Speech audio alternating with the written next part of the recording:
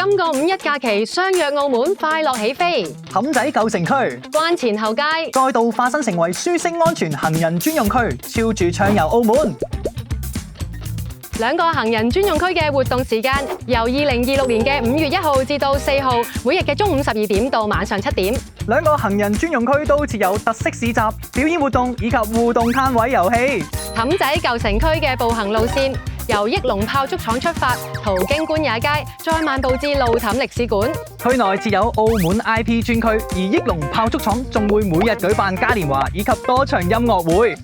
關前後街仲有好多驚喜帶俾大家㗎。我哋可以從世遺景點大三巴出發，途經人氣地標關前匯，漫步至草堆街，同樣有勁多精彩節目。活動期間喺兩個行人專用區內嘅市集或者周邊商戶，消費滿澳門元50元就可以憑收據換領紀念品，而消費滿澳門元150元，更加可以兌換澳門文創 IP 紀念品。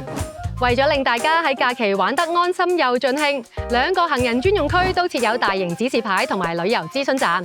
現場亦都設有工作人員同埋警員提供協助。出發前記得留意交通事務局網站、手機 App、微信公眾號，留意最新交通資訊。今個五一假期，約定大家澳門行人專用區見。